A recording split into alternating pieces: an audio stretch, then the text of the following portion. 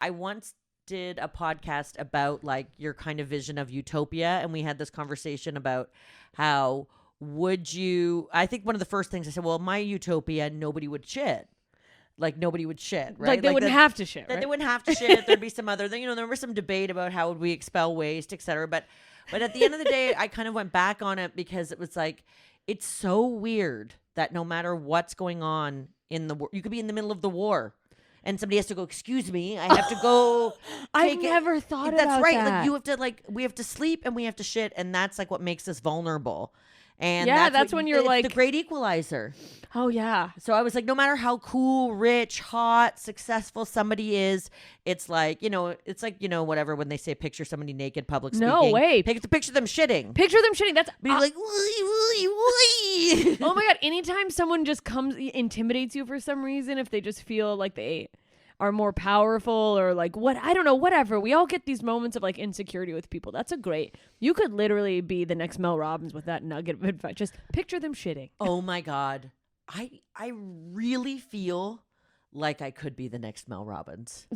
I think so. Because Mel Robbins isn't like a therapist. I believe is a lawyer, right? I don't was a lawyer. know. I can't remember. She's just a woman who regurgitates information that and I love listening to her, but so much of her, what she says is shit because I constantly listen to stuff like that and have for years.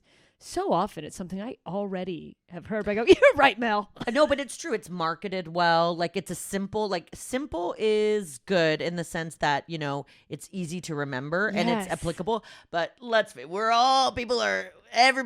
hearing let them. Let me. Yeah, she wrote a whole book on let them. Yeah. And I don't know if she has a book or it was just like the first thing that she popped off on our podcast was her 5-second theory. Ooh. And that's because she talks about having a rock bottom and going through depression, but she's like, just get up in the first 5 seconds.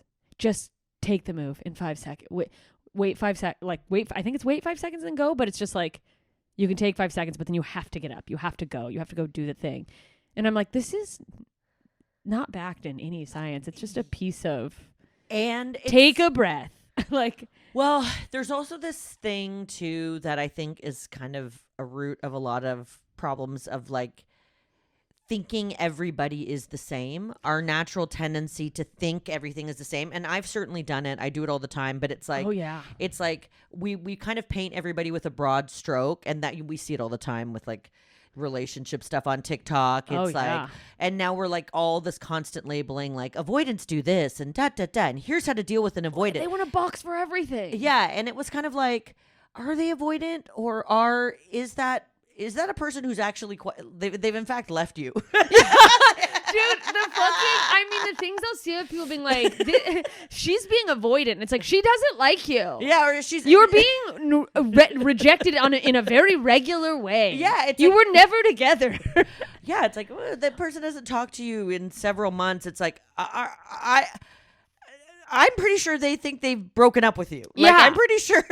Like, yeah, if you think, if you're like anyone who doesn't want to come around you, if you label them as avoidant, I feel like is that narcissism? I don't know. Well, and which is another one that narcissists love to go. That's what I hear is that people or that like we call everybody a narcissist, we call everybody avoidant, we label everything. We label everything. We call everybody ADHD, or we call and now and all of these things are true. And I'm saying this all like knowing full well I'm guilty of it too. Right? Oh yeah. That's why you take everything with a grain of salt. Like, when somebody's freshly broken up with someone and they call their ex like a psychopath narcissist, yeah, you go, okay. I'm like, we're going to give it a minute.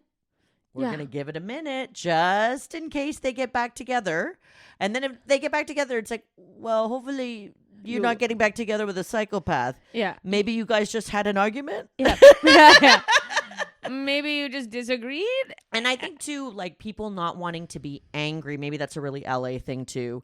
Like nobody ever wants to be you can just be pissed off. Yeah, you had a bad day. Be like, that fucking sucks. I had a bad day. Yeah, and I was a real bitch that day. Whatever, like, or you could use different language if you don't like the term bitch. No, be a bitch. If you want to be a bitch, you can be a bitch. Embrace it. But like sometimes it's like, you know what? It's like sometimes we have to just explain everything so much. Like it's so much.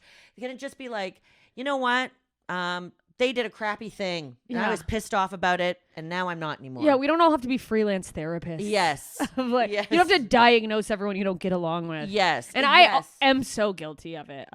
Boy, it's so bizarre that, like, I don't know if it's the culture and I've started doing more of it, or if it's just innate that we like to be like label.